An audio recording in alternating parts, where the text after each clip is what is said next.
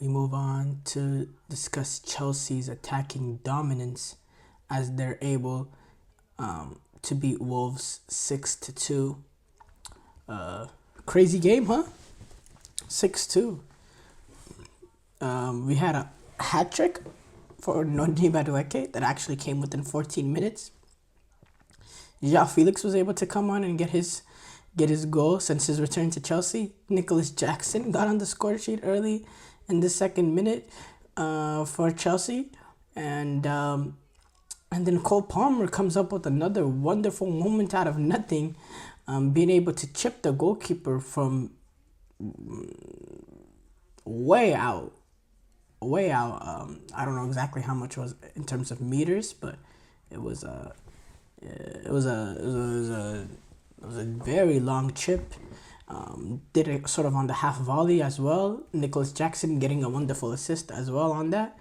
Um, so, I mean, I'll have to say,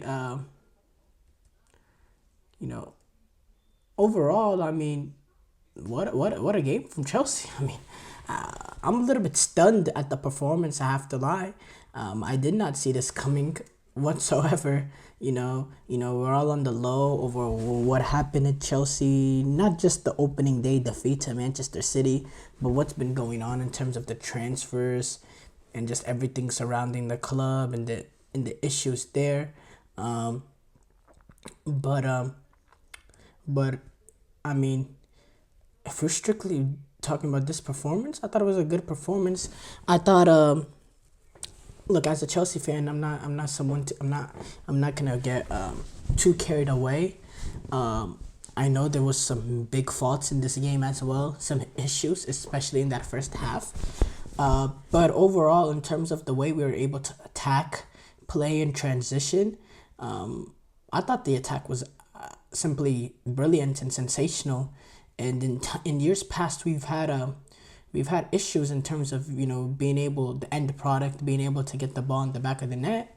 But last season we had a much more of improvement, and then now this season, being able to score 6 goals against Wolves, in our second game of the season. I mean, look, that's you can't argue with that.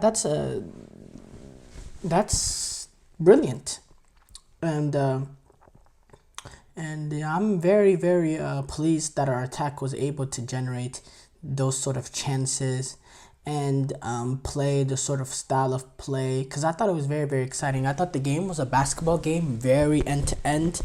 Um, a lot of attacking display, a lot of risk taking on both teams, sending guys forward, leaving spaces in behind during transition, and sort of playing a sort of no risk style of football I saw from both teams, and I thought it made it an entertaining and very fascinating game. And if you're a neutral watching that, you're a Chelsea fan, you're watching it, you're absolutely elated. But if you're a neutral watching that, you've watched one of the best games that you've seen in a very, very long time. Because, man, that was a ridiculous sort of a game, and I hope we get more games like that this season. Because I loved enjoying that game, even as a Chelsea fan. Because in the first half, you know I'm not feeling that great about the team going into two, especially in that first half. Chelsea could have conceded 4 or 5 goals. I mean, Wolves had a plenty of opportunities, and I thought in the first half Wolves were the better team. I thought Wolves created more. We took advantage of an early opportunity and set pieces. Then we were kind of put on the back foot, and Wolves were the ones that were generating a lot of opportunities, a great deal of opportunities. They get their breakthrough. They were able to equalize on a ball played in by Honore. Bad defending from Malu Gusto, in my opinion, who sort of lets Matthias Cunha sort of drift behind him with Malo Gusto doesn't look at his back shoulder at all, trying to facing Nori, who plays in a great ball into Cunha. And then, it seemed like, if anyone were able to get that second goal before half, it was Wolves. Wolves were the one that was a little bit more on the attacking display, but Chelsea go a little bit direct, play that long ball, into Nicholas Jackson. Nicholas Jackson is able to win it, and when Nicholas Jackson's able to win it, plays in a nice ball on the first touch into Cole Palmer's path, who's able to loft it in above the goalkeeper. A great sort of finish. And I'll say Cole Palmer, I didn't sort of wonder, can Cole Palmer replicate what he's done last season? So far, so good. I mean, what a game. Getting that sort of goal that he scored. And by the way, this is not the first time Cole Palmer has pulled out that sort of wonder sort of goal. This chip. He had a crazy chip last season. He had that sort of nutmeg and able to drive it, curling in his left foot. He's able to score these sort of, wow sort of goals, these X factor sort of moments. Cole Palmer has it. And to be able to score that goal, I mean, that's an absolute brilliant display. And then on top of that, what he did in the second half, getting 3 assists. But yeah, he's able to score that goal.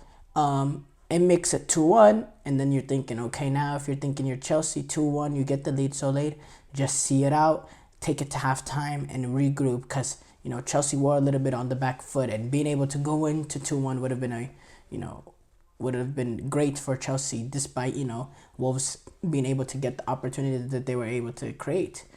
But then at the end of the half, set piece opportunity, Wolves take advantage of it. They play the ball in, and someone heads it across the 6-yard box, and Wolves were able to tap it home through I believe it was through Larson, Jurgen Strand Larson. That makes it 2-2, and you're thinking as a Chelsea fan, like, wow. Really, we conceded at the end of the half 2-2, which is always a bad time to concede. And I'm thinking, we really could be down 4-5-2. I mean, that's how much opportunities we allowed in the first half. And I don't think Wolves were much better than Chelsea in the first half, no. But I do think they created more good opportunities, and they had periods that they were, that they were better. And then Chelsea came in the second half. They looked a little bit more smooth. They looked a lot more dangerous in transition. They got the final ball right. They didn't make mistakes playing out like they did in the first half. And then you saw the magic of Cole Palmer being able to create. Noni Madueke being direct, being vertical, providing end product, scoring in the 49th, 58th, 63rd minute. And Noni Madueke, by the way, that was a little bit under fire from the Wolverhampton supporters because of that post he had on social media the day before, talking about how boring Wolverhampton is essentially, and him getting those 3 goals, just doing something that we haven't seen much at Chelsea over these past few years. Element of directness from our wingers, being able to take on the defender and try to get a shot off, and displaying end product.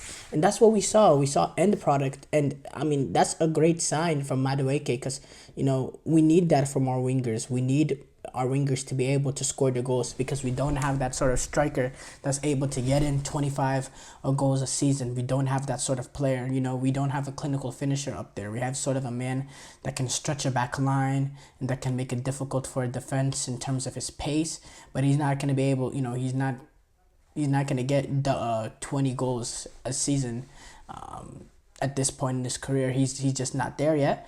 So yeah, Madueke, those 3 goals, absolutely brilliant. And then we took advantage of another transition opportunity, and then it was João Felix. It was just a perfect day for Chelsea. The celebrations were amazing. I thought the way we counterattack was ruthless. I haven't seen that sort of element from Chelsea, that ruthless nature in terms of being able to clinically counterattack the way we did, with the pace, with the energy, with some spirit, with some belief, and the speed that we were able to play in. It was absolutely brilliant. That counterattack in that second half was absolutely devastating, and that's a brilliant thing, because we know, we've heard from Enzo Maresca, and we even watching Manchester City, we know this tic-tac sort of way is boring to watch, and it's really difficult to watch, in my opinion, at certain times. But if we're able to play like this, if we're able to be devastating like this on the counterattack, and be able to take advantage of runners and play with this sort of speed, man, it's going to be a great watch, and we're going to be a team to be very, very difficult to defend against, because Madueke, what he was able to do today, Cole Palmer, Pedro Neto coming in, Nkunku, even Nicholas Jackson, just because of his pace, there is ability in that attacking display. And it was absolutely great. Now the downside is defensively, we looked knackered in certain moments. We allowed runners in behind, and we just looked vulnerable at certain times defensively. And then again, we made too many mistakes playing easy balls, trying to play out of the back. Those are the concerns. Those are some not major concerns, but those are concerns, especially the mistakes in terms of playing out of the back. Though that's a pretty big concern, and that's something we need to improve on. But I think Maresca, he has his way, and he's in this Chelsea team, they're gonna have to get the mistakes out until they eventually get it, and which I don't mind that sort of philosophy from him. I think I think they need to continue on with what Enzo Maresca is preaching them to do, and they just need to get the mistakes out, to suffer the mistakes so they can learn from it, they can be better, and they can finally develop that sort of way of trying to play out and being clean in it. I think it's only with practice and experience that they're able to get it down. I think the one thing I would say though, the major concern here. Oh, also another positive thing is Cole Palmer playing through the middle. Keep him in the middle, keep him as a number 10. His creativity, his ability is not just being able to score goals, which he's still able to do as the number 10 position we saw today, but also what he's able to do, what his ability makes him great at, is his ability to be able to create for players other than himself, be able to create for his teammates. And what he specifically those 3 assists he had to Madueke, or the 3 assists he had in the game. Yeah, I think those are 3. He had the 3 assists all to Madueke, yeah. We need that. We need him playing there. I will say the major downside of this is Mykhailo Mudryk nightmare run at Chelsea continues. He was, again, woeful, horrible, and he hasn't put a foot right since he's gotten to Chelsea. And it's getting to the point that he's looking like a bust, which will be a devastating blow to Chelsea, because that's a lot of money spent on a player that, that's not going to work out. But the more and more I see it, I'm seeing signs from Madueke. I'm seeing signs from Caicedo. Even Enzo, I'm seeing some signs here and there, But Mykhailo Mudryk, I mean, it just seems like that has, completely fallen apart. And I worry for him. I don't think he will be able to turn around as Chelsea. He can't put a foot right. I mean, let's just face it, for real. But other than that, good performance from Chelsea. But again, they've had good performances in the past. They need to build off of this and be consistent.